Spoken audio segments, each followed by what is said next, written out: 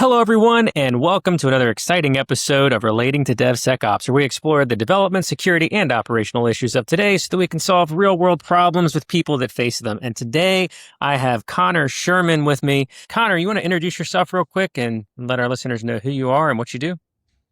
Absolutely. Thank you so much for having me on, Ken.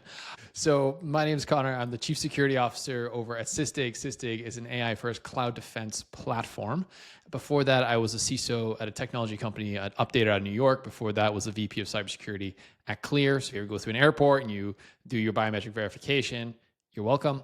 Before that was private equity. So really excited to be here. One of the wonderful, unique moments or privileges I have in my role is that I get to be at the intersection of building technologies that defenders are using to defend their enterprise. So I get to be in two sides, help the product team build things that matter and run the cybersecurity program for Sysdig. And in all the free time that I don't have, I also am the host of the Zero Signal podcast, which is all about this. What does it mean to be a security leader in this moment of incredible transformation from cybersecurity and AI? That's awesome.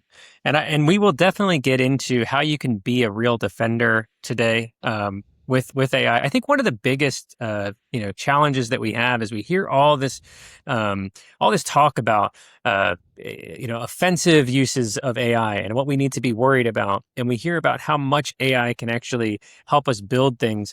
But it's very rare in my experience to see people talking about how defenders can use AI in a tangible way or in a way that they feel like they can actually get their hands on it effectively. And hopefully by the end of this episode, you'll be able to think about how you can take this into your own workflows and day to day. And we'll start with that. Effort used to be like this really scarce resource that kind of protected us. And that agents and AI remove this sort of effort tax. So this idea of outrunning your neighbor and the fact that maybe attackers won't bother us with the boring stuff is really kind of broken in your world. Can you tell us a little bit about your thoughts on that and how we might think about the effort tax in the world of AI? Absolutely, mate. Yeah, because you're absolutely right. So one of the things that I am really passionate about is how do we help defenders win? Full stop. There are people out there who all they care about is let me understand the bleeding edge of offense. Let me really understand how do I push this car to the max. And I'm like, how do I make sure people got paved roads, seatbelts, so we can go to the grocery store? I really want to make sure we've got a community discipline around how do we help each other collectively as a community win in this moment of transformation. So a lot of my thinking, a lot of my energy is all spent around leveling up the defender, right? And on that space. So you mentioned this idea of the effort tax, I think you're calling it.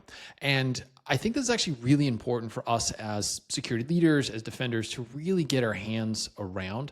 And that is the way that threats are taking place now. The economics by which the threat actor is viewing the world has fundamentally shifted.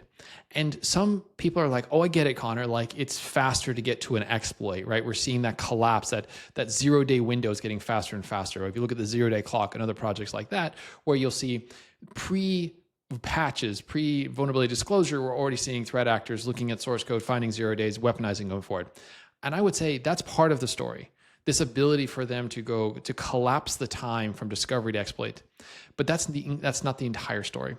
The other half of this is it's not only just this ability to find vulnerabilities and get a foothold, it's in what happens when the threat actor gets that foothold. And this is really important. So the economics of being a threat actor has fundamentally shifted over the last couple of years. And I would really argue that it's been the last 9 months that we've seen the rise of the agentic threat actor. And what's changed from my seat is that it used to be that if you were a threat actor trying to break into an organization, you had to pick your shots on goal. You had to say, how much time and energy am I going to put against this? Am I really going to try and ransom these folks? Are they likely to pay? Am I going to try and exfil this data? What's my likelihood of my return on my effort? And so what's happened here now with these agentic threat actors, and I really want to get into some specifics here because I think it matters in great detail, but at the highest level, what it's allowed us to do, what's allowed the threat actors to do is to say, I actually don't need to be picky What I need to do is have really good harnesses with good feedback systems. And this allows me to go after more targets, be more opportunistic. And then once I get a foothold, I can go from there. And I want to talk about that second half, like what happens once they get that foothold. But why is this important, that first half? Why is that really important? It's important because for a long time, cybersecurity strategy was built around you would benchmark yourself against, I say I came out of financial services. Financial services would always benchmark itself against its peers. Okay, we're in private equity cohort. Like, how do we do that? Okay, we're in alternative asset management. Let's go benchmark. And we're constantly benchmarking against ourselves. A, threat actors never do that. It's always a weird discipline. But B, what really happened here was we would benchmark ourselves and say, are we slightly better or slightly worse than an alternative victim? It's that classic, you're running from the bear. You don't have to outrun the bear. You just have to outrun the guy next to you kind of old joke. And that really has permeated a lot of cybersecurity strategy, and especially at the executive level when basically this is all breaking down to a spreadsheet. The point here is that calculus has gone away because you might have a 10-foot wall, an 8-foot wall, and a 6-foot wall. The threat actor just does not care. It is just going to grind at it and keep going until it climbs the wall. Because for them, it's incremental token costs. It's not attention and it's not talent. And if we think about like where was the most expensive part of anything that we do that's meaningful, it's always been talent and attention. But now you just do talented things once, build a really good harness, and then your attention is really just tokens. And then on you go. And then the minute you introduce open weight models, then you're basically at the cost of electricity.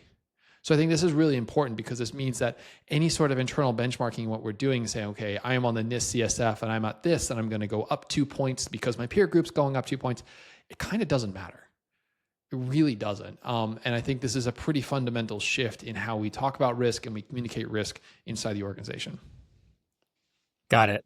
So, I mean, do you think that there is something to be said for the economics of like a nation state actor versus, using super expensive models or with access to a lot of electricity, so to say, versus, like your sort of opportunistic threat actors or, maybe less funded threat actors? Is there some play in that for you, or do you just sort of look at it as the cost is so small that that's not even a factor?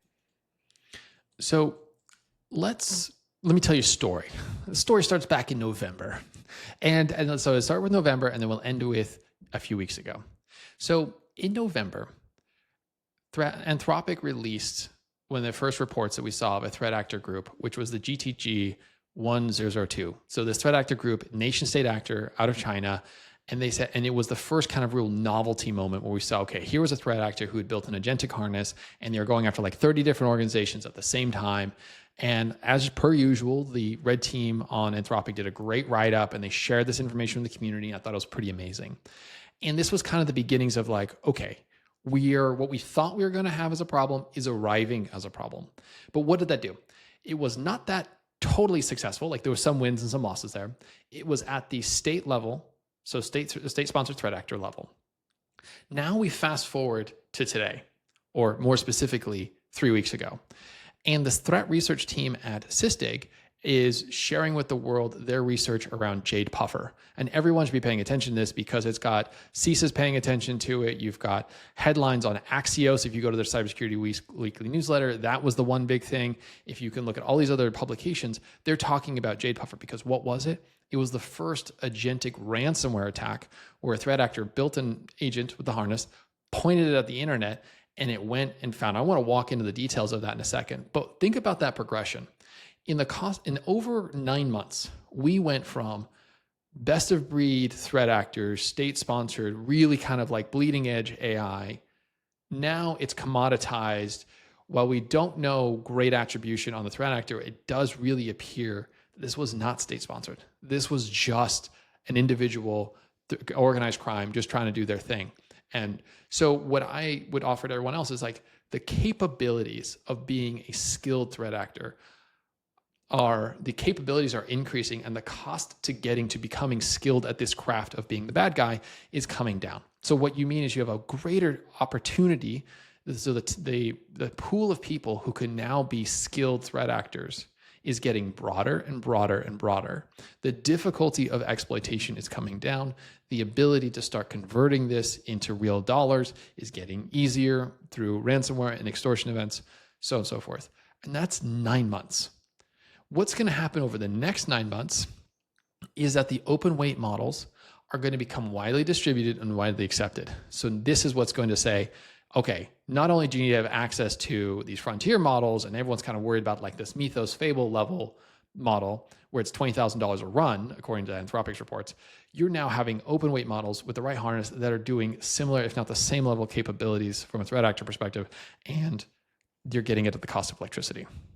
So that's a trajectory that we are on. And I really think when you rewind the clock and you look at the starting gun being Anthropic, and then the next major check-in on that journey is being Jade Puffer, that tells a really clean story of where we are. And it tells us a pretty good idea of where we're going and the rate of change of how fast we're getting there.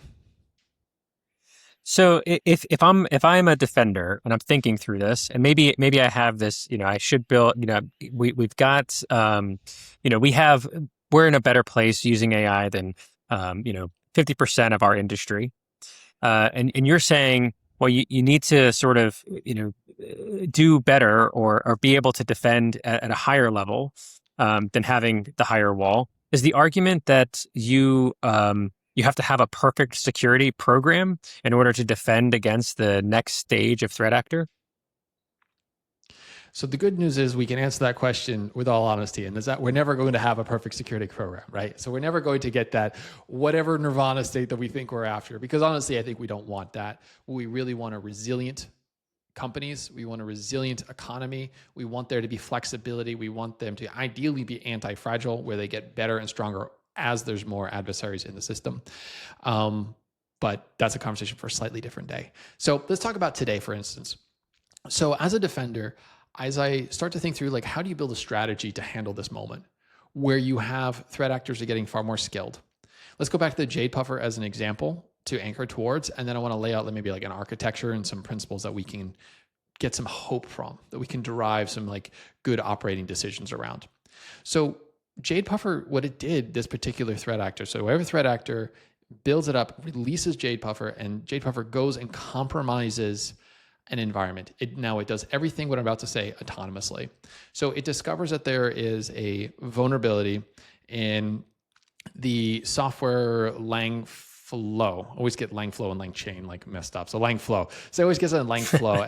And the vulnerability was released in 2025, right? So this is CVE 2025 3248. That's it. And so, okay, that's really important. I'll come back in a second. So what what Bufferfish does is it looks for the vulnerability, scans the internet, finds it. Okay, great, 2025. We see that. It then compromises the box, gets into that, starts to move laterally through the environment. It's leaving clues around its chain of thought. So we can get a sense, this is what the threat research team could get a sense of like what it was thinking, what it was doing. It tried to like exploit and get access to the database. The chain of thought actually said, show me all the databases, then show me like what's the most valuable one to target, and then I'm going to go after that. It's absolutely fascinating. You really got to read the details on this thing. Then it gets in, it sees that the most valuable target-rich database to go after. It tries to exploit it. It fails to get access to the database, rewrites its code in 31 seconds, then gets access to the database, takes the data, leaves a ransom note, and then on we go. And there's some nuances in there where like we actually think it hallucinated at the end because it never actually sent the decryption keys off to the threat actor. It just ransom and walked away. So it's like even if the victim had paid for this thing, they wouldn't have gotten it back. So kind of sloppy on the ransomware side, ransomware actor side. But the point's still the same, that you had this malware that came in, found an exploit, got in, moved laterally, figured out what was important, stole those crown jewels, and then dropped a ransomware note. And there's no human operator in the middle, right? Once it was let out, once it was released, it just went for it. This is really important because there's actually some hope inside of that. So if you're right now looking at it, be like, how am I ever supposed to handle a threat actor that's agentic and that's moving at this speed, that can rewrite its own code, that can get into my environment, pivot, orient, and make decisions? There's actually hope around this. And so we go kind of barbell. And that is one, you focus on one side, which is architecture. And then you focus on the other side, which is detection and response. Now, on the architecture side, the great news is, as cybersecurity community, we're very good at first principles. We know how to find how to solve this problem at its root and solve it. Historically, we've just not had the business case for it. So if we think about this for a second, how did that threat actor get into that environment? Well, it exploited a vulnerability that was on the CISA CAV. It had been hanging out for a year before this exploit happened. So patching matters. Configurations matter. Secrets management matters. This all matters. So can we steal some really good prior art? Absolutely. We know how to do software supply chain security really well. You can just go look at the NIST publications for that. It gives you more details than you're ever going to want to know. You can go grab the SALSA framework from Google that they published years ago and actually just go do the thing that we knew we were supposed to go do. Or patch management. All right, how do you automate this thing? How do you stop it? So instead of trying to triage these on 30, 60, 90-day schedules, let's get ourselves in a patching process that is automatic.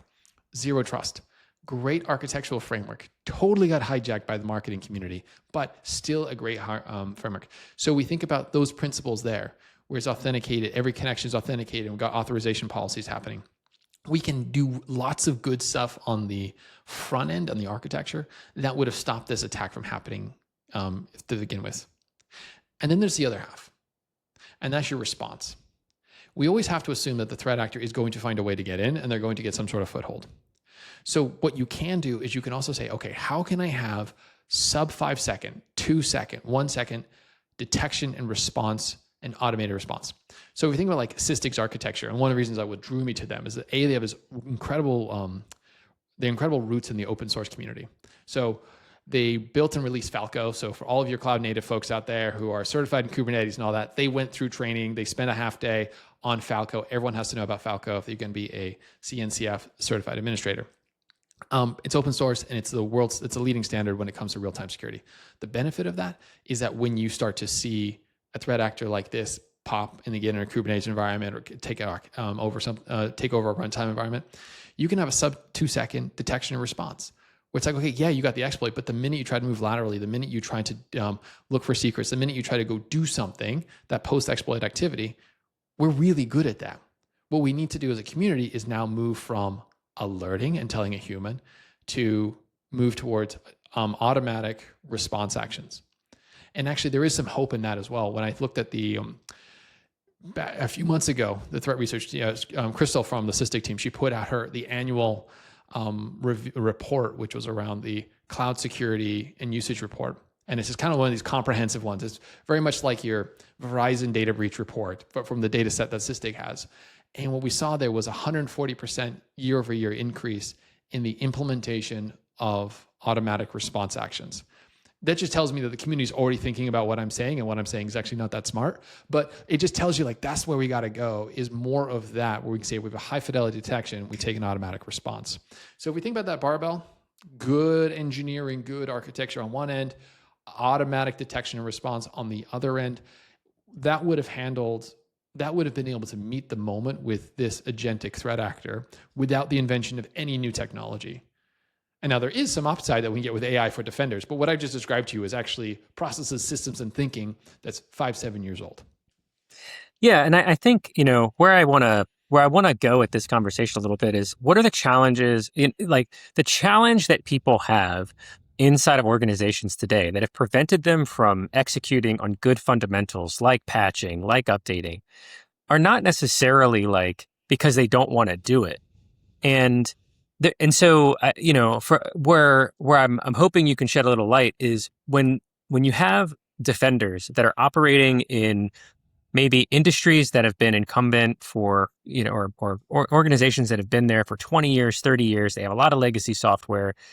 They're always going through this challenge of, I can't update because it breaks all these things. I can't resolve these issues. I want to update. I want to be that startup that's able to just have constant updates and moving through things, and have 1,000 tests that make sure that I deploy correctly. But I'm sitting on this .NET architecture from whatever. I'm running Cold Fusion or whatever it is, right? Yeah. And so they have a real challenge of how do I do the things that Conor is telling me to do, because it seems like I have the same problem with an even more intelligent and faster attacker. And I think that extends to the incident response side too. We kind of, what you were talking about is very much in line with where we were going with SOAR back in the day, and like I think that's still relevant, but less of a buzzword now. And we love poking fun at buzzwords on this show. You mentioned a couple already. You we guys got do zero buzzword bingo trust as well. You guys like Oh that man, too? I mean the whole episode the whole podcast is started on the premise of how ridiculous DevSecOps is as a term, and so I just want to understand, like, how do you see these organizations, or these practitioners, like, help me de-stress them. What is the antidepressant for these folks that are like, man, like now it's even harder and I have the same problem? So first I had to try and fill Mike's shoes. Now I've got to find an antidepressant for the cybersecurity world. Like, this is hard work being a guest on the show. Okay. It is. Yeah. We don't mess around here. So here's my hot take. Here's my thought around that. So to your point, how do we move this in the real world, not on a piece of paper, when you've got real legacy debt, when you've got real technical architectures that are just hard to navigate? So, okay, what's one principle that's different now with agentic threat actors that isn't true, say, 3 years ago? And my first thought comes to mind is, actually, to quote one of the research papers that came out from Anthropic, I really like this phrase, was make it impossible, not tedious. So it goes back to our earlier phrase. We were talking about, like, you can have some walls that are higher than others. And that's kind of that idea of having a slightly higher wall or running slightly faster from the bear. That's no longer a defensive strategy. You actually need to make it impossible. So in there is actually an answer to a lot of these problems. So what I mean by that is, when you think about when you're trying to design a control, historically, we've kind of always built them around what are the escape valves that our compliance or our risk management frameworks gives us. Okay, so we're using the NIST 853 catalog, and we're heading towards FedRAMP. So therefore, we have a 30, 60, 90 type of structure that we want for vulnerability remediation, highs, criticals, mediums, respectively. That is a people-oriented paper process system that kind of worked, but not really, for a period of time. Now we don't actually have to put up with that.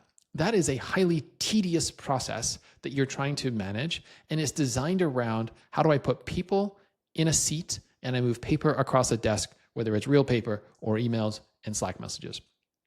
So let's talk about what would the impossible side of that look like.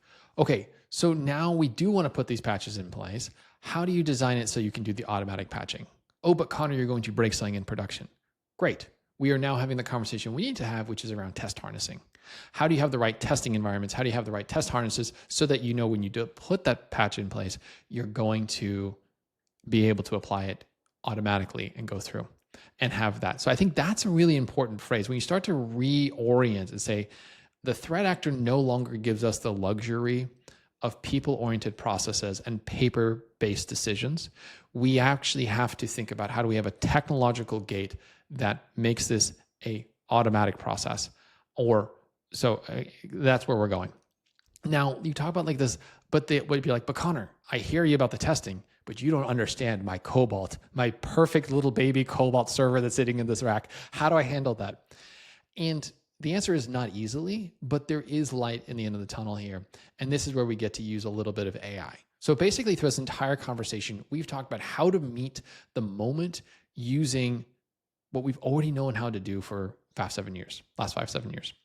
What we can do now is we can say, these upgrade paths for Cobalt, for .NET frameworks, these legacy things, is there a world where you start to port that from ancient technology to slightly less ancient technology, and there's a migration path and you're moving? You can, as a security team, do that in a vacuum, right? What I just described there is an enterprise decision, and it's going to involve lots of teams and such. But where historically there wasn't even an option, that option is becoming available because the cost of intelligence is coming down. So I think there is kind of this architectural, like, you can move people on that. And then if you really just can't, let's just say the business says, not moving, it is what it is, deal with it. Then I think you have to say, how do I go to the other end of that barbell and have in the moment detection and response, where if my Cobalt server starts to act wonky, I can say, I see the process, I see the compromise. I'm going to kill that process, or I'm going to firewall that server. I'm going to containerize it. Oh, sorry, if it was a container, you just, you just flush it. But like if it's a big old server, then you're just like, great, I'm going to put up a network access policy around it until we can go do something about it. So this is where you have to figure out where on that barbell you need to be. But what's the wrong answer is saying, I'm going to create a log, which is going to go to a thing, which is then going to be correlated by another thing, which is going to go to a Slack message to a human. And that human is going to get a PagerDuty, and that PagerDuty is going to wake them up, and then they're going to press a button that says, go take action. That's just not going to work because the attack's over. Right. So I do things like, if you are trying to solve this architecturally, we have pathways for this. If you can't solve it up front on the left, jump to the other end of the barbell and have real-time detection response. Yeah, I mean, I one of the things that you said in there, I think it made me think that, with a lot of these organizations, one of the biggest challenges in security is like, or in general, is you're not using enough AI, or we need to be AI native, or Right. we have to like do something with AI, and some of the things that you're just describing around like getting to a point where we can create this automatic patching or move things from a legacy technology to a modern technology. If your path through that is AI, and you're using that intelligently, then you have like an actual business case for like, hey, I'm doing what you asked me to do as a Yeah. defender. Like, in order for me to like use this and leverage AI in this way, I can do this by moving this legacy technology to a modern technology, and AI is helping me do that, and this is the path forward. So I'll like lean into that. You're definitely right there. I think I'd offer this idea too. So when we think about AI, we think about like, how do I take an LLM and like shove it into this problem and solve it? And there's understandably kind of like a knee-jerk reaction, or kind of like, are you sure that's the right tool? Are you a hammer looking for a nail? Some people really are a hammer looking for a nail with AI. But there is kind of this magic that we can do with it if we're doing it right. And what I mean by that is, let's take a look at, say, something's patching, right? We're going back to the basic again. When I say that, because the Jade Puffer was an incredibly awesome, to watch it was a marvel, technological marvel. And then you realize, had the victim just patched, they wouldn't be a victim. So let's go back there. So what LLMs are good at is edge cases. It's like, well, we really don't, it's this square peg, we're trying to fit in a round hole, and it will work if you kind of sand it down the edges and you can get it to fit.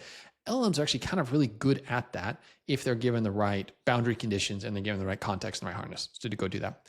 So what you can do is you can start to say, how do I bring my automation and this intelligence and put them together into one process?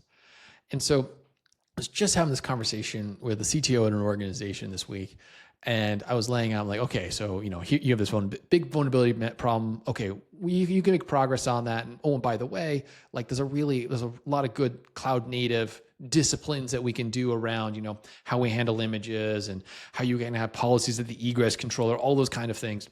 And we're going there, and he's like, I'm like, and then we're going to handle the last like 20% with the AI, or 10% with the AI creating net new patches. And then all of a sudden he lit up. He's like, oh, we want that one. I'm like, hold on, no. Actually, you need all of this like basic structural patching first, and then you want to handle the edge case. So sometimes if someone's listening to this and they're like, how do I navigate the corporate politics of this moment well? What you can do is you can call the process agentic, and your foundation is just traditional automation.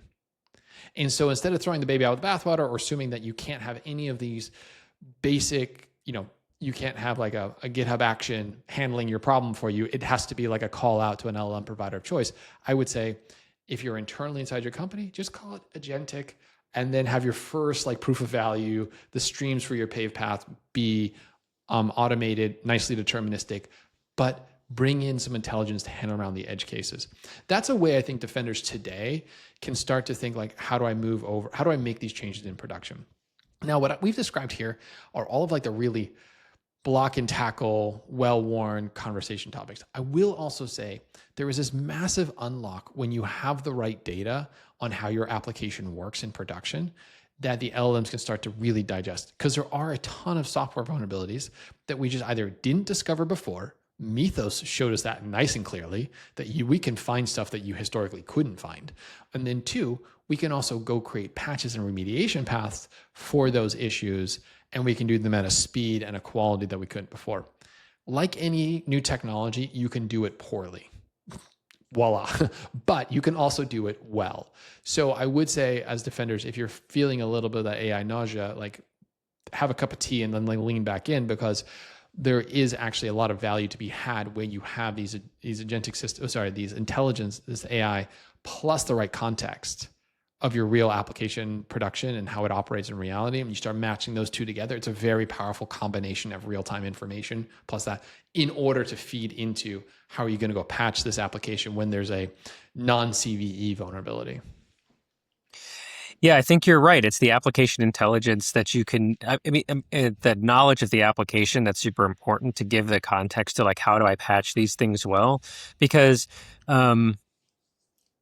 using AI in line, I think sometimes there's like this pendulum effect where I've noticed, like, a lot of practitioners are like, how do I use AI? And they're just like throwing AI at the same problems that they've worked on for years, rather than taking all the primitives and fundamentals of the problems they've been tackling. They're doing the right things, so they just can't get to the next step.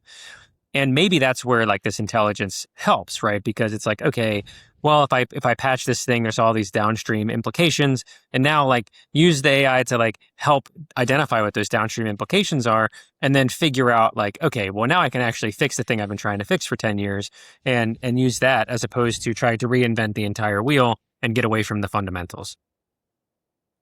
I often think, like, this technology is best when you're trying to level up someone who cares about the problem and they're skilled at their job, versus trying to replace, right? I'm very much at the camp of, like, we can do more, not just offset.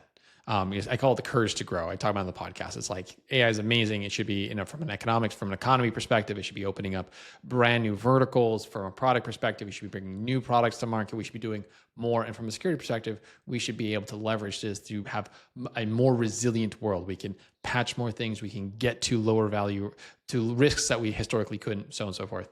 So if someone's in there like, oh, I'm just trying to, like, throw AI, I put a prompt into Claude, pick your thing, and say, like, go do my job for me, good luck with that. But if you are saying, okay, I understand my process, I understand what I'm after, and I'm trying to interject additional intelligence into these spots, you can get a ton of leverage of this. It's actually why I think that the future of cybersecurity operations, why I think most security teams, they are going to quickly move into this world of, like, headless security. It's an industry term that we see floating around. And that is this idea that, like, you don't actually log into the console of your given security technology provider, but you stay within your coding agent. So whether it doesn't matter if it's Claude Code, if it's OpenAI's Codex, if it's Gemini CLI, wherever you are, and, like, whatever your front door and your coding agent is, the minute you start hooking up, like, skills, MCP servers, and memory to these three things together, boy, you can be an incredibly effective practitioner. Because now you're doing things, and then you start to run these local agents that are like, hey, go do the data gathering and help me with the analysis, and then ultimately put decisions in front of me. And when you get confidence, go take action on certain things. And this idea that security teams are going to be in their coding agents, I definitely think is a direction we're heading in, precisely for the reason I just laid out. Got it. And I think that leads us into something that I think we talked a little bit about in the show that you had brought up. So I don't want to take credit for your idea, but one of the things I really wanted to get to in this episode as we close out is, you had mentioned, like, okay, we're putting AI in all these places. You're talking about headless security, where, AI is like maybe acting on behalf, and you don't even know what's happening, and then delivering you a result. And one of the things you brought up around the Jade Puffer thing was, like, what do we do? Like, there's this, like, sort of second order that sort of makes things a bit spicier around, like, weaponizing the ransom note, or weaponizing things for your agents that are doing a lot of this defense on your behalf as you're trying to scale, as you're trying to be faster. Can you tell us a little bit about, like, what you're thinking about, like, the future of attacks are going to be as even the defenders level up and we get to that second stage? The future of attacks are going to be faster, cheaper, and more of them. If you historically were a technology that was just out of sight, maybe you thought you were going to get some respite from that. You won't. Any attack, any surface area you have that's exposed to the internet is going to have someone or something knocking on it 24/7, 365. People and threat actors alike are going to start building on any endpoint and exploiting any endpoint they can find. So we are going to move into this world where if we thought it was bad before, it's about to get a whole lot worse. That assumes that we as defenders keep playing the game that was the table that was set out for us 2, 3, 5 years ago. So it's our job to actually stop playing the game of 2020 and 2022 and start realizing that what it means to be a defender now means we need to think about strategy and architecture as a first tier principle. Like we must start thinking about how do we make our controls, how do we implement controls that make attacks impossible to perform, not just tedious to navigate. Because the threat actor has no problem spending tokens, right? It's the cost of electricity. That's where we're heading. So that's why we're going to have more, and that's why it's going to get harder. But there is this also incredible moment we have as defenders. We've always talked about this idea that like the threat actor has to be right once, and as a defender, we have to be right all the time. But that presupposed that we continue to operate in this world of incredible limitation. Now let's flip the script. What if a defender has the right context? We know how our environment works. We understand our assets. We understand our attack surface. We have the ability to have programmatic skills in .md files that we can now start to scale out our teams in these ways. Are we going to get a bunch of staff level security engineers across our org? No. And these agents are going to be like junior level, but whatever. That's what they are now. It's not what we're going to be forever, but we're going to get them at a scale and a cost that we couldn't historically do. So there is this real optimism if we want to lean into this moment and say, yes, we're going to get more attacks. Yes, they're going to come in much faster, but we actually have the technology now to level up defenders in ways that we haven't before. And if we pair that with the courage to have real-time detection and response as well, where you can see something bad, you understand how to measure bad in your environment, you understand how to have a confidence threshold to say, we are going to shut this down, we are going to kill that process, we're going to flush those container pods, we're going to go take those actions because we have high degree of confidence as a threat actor in the environment. You actually can move into a world where you can start to do more good now than maybe historically we had the opportunity to do. Amazing. And when do you think we're going to get to the point where, or maybe not when, but what happens when there's nothing left on the low-hanging fruit? We're all patched. We're at that point, and these agents are now like facing off against each other. Is there anything that we should be thinking about when we're designing these defense or response, like this automatic agentic response, to be like faster on the button and to put these agents in front of like flexible scenarios where they can make intelligent decisions? And now it's agent versus agent. How do we think about like that down the road as we're preparing for this next wave? So this is a great quote. The future is already here. It's just not evenly distributed.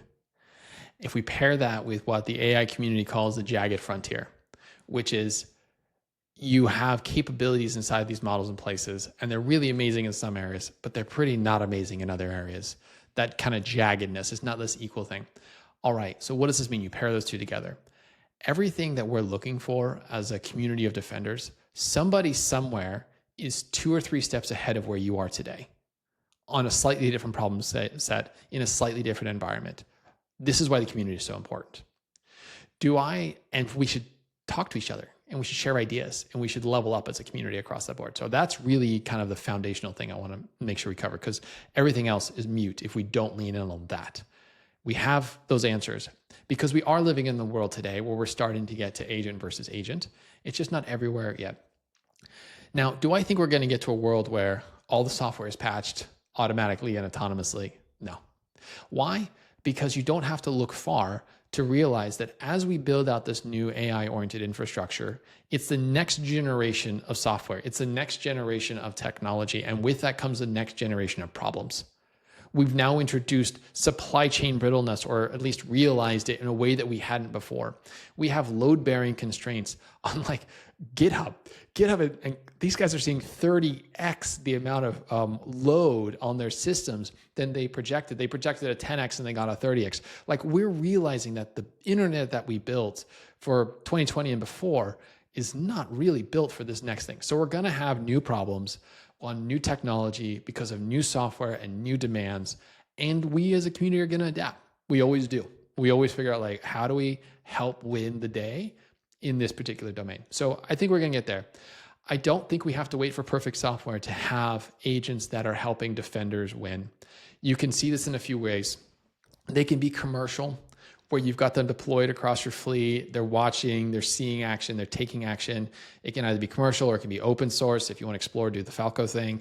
If you like the commercial side, there's a lot of things, there's a lot of great solutions in that space too. That's cool.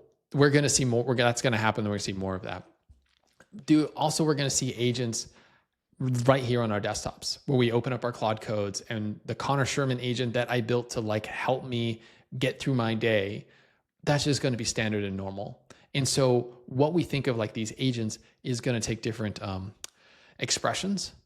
But I think the number one thing that anyone can start doing today is like crack open your coding agent of choice and start saying like, how do you take the routine drudgery of just make it information gathering, pull the data together through the MCP service and put it in front of you so you can make good decisions. Like you can start there, but we're going to see more of that, and there will be a natural progression of that. So yeah, I think the future is here. We are starting to see autonomous vulnerability remediation. We are starting to see agents helping security leaders, security teams. I'm going to be in Black Hat in the beginning of August here, and I'm literally giving a talk on this idea of closed loop security. And we're demonstrating how you go from something scanning a asset, it has a vulnerability, it finds the vulnerability, it creates the exploit for it, it gets shell in the box.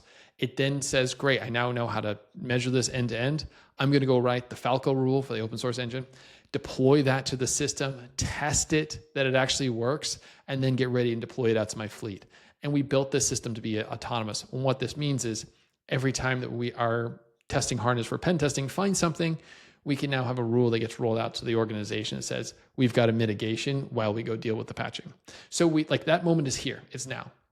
And so yeah, we're like I said, the future is here. It's just not evenly distributed.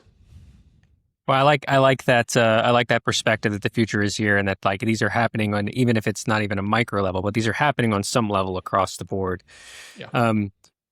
One of the things I do like to close out with is to let everyone know that if you've gotten this far, right, that don't take like one thing from this whole episode and think like, oh, I have to do all these things tomorrow and be overwhelmed by it. It's usually to sort of like look at like one, tangible thing that you can go and do. And I think we kind of got that, right? It's like, so if you, and tell me if I'm misrepresenting this, but do you think that like it would be good to say, go out, find the thing that you've been trying to patch for, the last year that you haven't been able to do, and then apply this new technology to that one thing to just get the repetition in, to get like that one thing across the line? Or is it something else that you would say is like the tangible takeaway of like, okay, I'm going to go do something tomorrow. It's going to be a one-day project. What would you do? When I work with security leaders, we talk about this concept of on-ramps. And that's my biggest call out. We see all these experts on LinkedIn and they're like, I built this incredible forever everything agent that does all my homework, including my laundry. And you're like, right. Well, I'm not there. Like, I'm just not there. I'm like a dad and I'm busy and I got real job. Like, how do I get there? So you have to start. No matter where you are in your journey, start small. It is better to get on an on-ramp to get where you want to go than just stare at the freeway and say, I guess I'm never going to get that. So where would you start today? I think the easiest place to start is down this path of headless. Because if you get good at this and you understand how that kind of works, you're where the industry is going to be in 18 months. Very soon, I'm going to come back on this podcast in 12 months, and they're going to say, hey, Conor, what do you think about this? And we'll talk about headless and be like, oh yeah, no, obviously, everyone does that. That's just what we call it. Like, this is just where we're going. So if you're listening to this and you're unsure, I would explore that avenue. Hook up your favorite cybersecurity tools in your environment via your MCP server. Start writing skills on how to access the data objects and understand like what's happening behind the scenes. Create a way to do memory around that. And many of your vendors will give that to you out of the box, or at least they should. And if they don't, ask them for it. And just start pulling out. And I think that's a really good place to start, because what it does is when you start to put a load-bearing task on this, you realize where it's strong and where it's brittle. In your personal education on how to build agents and how to think through all these kind of second-order effects in real world will accelerate. And it actually makes you a better partner for your engineering and business teams who are also trying to solve complicated business problems and try to get to these outcomes. And they don't quite know how to do it. They just like AI all the things But when you're doing it, you can realize, okay, you put your security hat on and you're like, okay, I see the edge cases. I can now be a better advisor and partner with my teammates across the business. That's amazing. Thank you for that. Well, look, Connor, it's been really great having you on. I really appreciate your insight and all the things that you've said. I've certainly got some different ways of approaching things that I'm going to go out and tackle myself after this conversation. And I certainly think that the listeners will learn from this. I'll throw it over to you. Where can people find you? I know you're going to Black Hat, but anything you want to throw out there in the final words to get people to come to you? If we release this before Black Hat, I'm doing like a 5.5 mile run. We're going to run the strip on Tuesday morning for those who are insane and want to come join us like that. And so other than that, on the socials, LinkedIn and the Zero Signal podcast. So every week we drop a conversation with security leaders on specifically the intersection of cybersecurity and AI. And we've got incredible guests who come on that. So I get to be smart by proxy because I get to sit there and ask them a question and then they get to do the smart thing. So although I do want to know, Ken, you got to report back to me. Did Mike actually feel bad about missing this? And then how did I do trying to fill his shoes? So that's my one request back to you is to know. Of course. We'll have a follow-up episode and we'll talk about that. Man, a run in Vegas, that's going to be hot. That's why it's at 6:30 in the morning. Oh my Lord. Oh man. Well, kudos to you. I didn't say smart, yeah. You can't do that with AI. I'll tell you that much right now. No, well, thank you. Go back to bed. Yeah. Yeah, that's right. Well, thank you for listening and we'll see you next time.